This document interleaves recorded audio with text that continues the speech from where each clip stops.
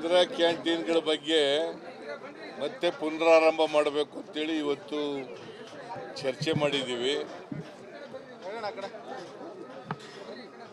ಎಲ್ಲ ವಾರ್ಡ್ಗಳಲ್ಲೂ ಕೂಡ ಒಂದೊಂದು ಇಂದಿರಾ ಕ್ಯಾಂಟೀನ್ಗಳನ್ನ ಪ್ರಾರಂಭ ಮಾಡಬೇಕು. ಬೆಂಗಳೂರು ನಗರದಲ್ಲಿ ಕನಿಷ್ಠ 250 ಇಂದಿರಾ ಕ್ಯಾಂಟೀನ್ಗಳನ್ನ ಪ್ರಾರಂಭ ಮಾಡಲಿಕ್ಕೆ ಎಲ್ಲ ಕ್ರಮ ತಗೋಬೇಕು ಅಂತ ಸೂಚಿಸಿದ್ದೀನಿ. ಮತ್ತು ಇಲ್ಲಿವರೆಗೆ ಏನಾಯ್ತಿತ್ತು, ಕಾರ್ಪೊರೇಷನ್ನು 70% ಕೊಡೋದು, ಸರ್ಕಾರ 30% ಕೊಡೋದು ಅಂತಿತ್ತು. ಈಗ ಕಾರ್ಪೊರೇಷನ್ 50%, ಸರ್ಕಾರ 50% ಕೊಡಬೇಕು ಅಂತ ಹೇಳಿದ್ದೀನಿ.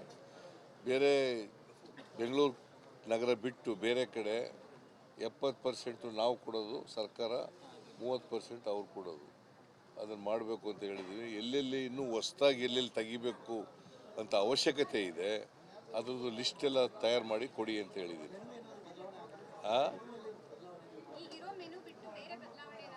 ಮೆನು ಹೊಸದಾಗಿ ಟೆಂಡರ್ ಕರಿತೀವಿ, ಮೆನುನೂ ಬದಲಾಯಿಸ್ತೀವಿ.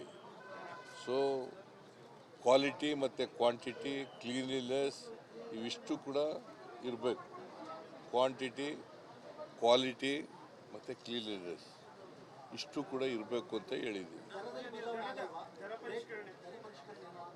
ಇಲ್ಲ ಈಗ ಎಷ್ಟೇ ಈಗಾಗಲೇ ಪ್ರಾರಂಭ ಆಗಿದೆ ರೀ. ನಾವು ಇನ್ನೊಂದು ದಿನ ಇದೆಲ್ಲ ಟೆಂಡರ್ ಎಲ್ಲ ಪ್ರಕ್ರಿಯೆ ಮುಗಿದ ಮೇಲೆ ಜೋನಲ್ ವೈಸು ಈಗ ಇಡೀ ಬೆಂಗಳೂರು ನಗರಕ್ಕೆ ಮಾಡಿತ್ತು. ಅದಕ್ಕೆ ಜೋನಲ್ ವೈಸ್ ಮಾಡಿ ಅಂತ ಹೇಳಿದ್ದೀನಿ, ಟೆಂಡರ್ ಕರೀರಿ ಅಂತ ಹೇಳಿದ್ದೀನಿ. ಆ ಟೆಂಡರ್ ಎಲ್ಲ ಫೈನಲ್ ಶಾರ್ಟ್ ಟರ್ಮ್ ಟೆಂಡರ್ ಕರೀರಿ ಅಂತ ಹೇಳಿದ್ದೀನಿ. ಟೆಂಡರ್ ಎಲ್ಲ ಆದಮೇಲೆ ರೀಲಾಂಚ್ ಮಾಡ್ತೀವಿ.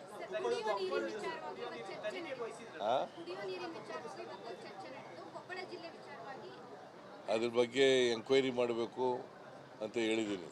ಕೊಪ್ಪಳದಲ್ಲಿ ಸತ್ತಿದ್ದಾರೆ ಇಬ್ಬರು, ರಾಯಚೂರಿನಲ್ಲಿ ಒಬ್ಬರು ಸತ್ತಿದ್ದಾರೆ ಕುಲುಷಿತ ನೀರಿನಿಂದ.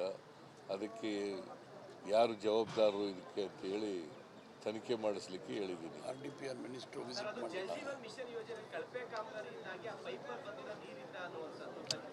ತನಿಖೆ ಮಾಡಿಸ್ತೀವಿ ಅಂತ ಹೇಳಿದ್ಮೇಲೆ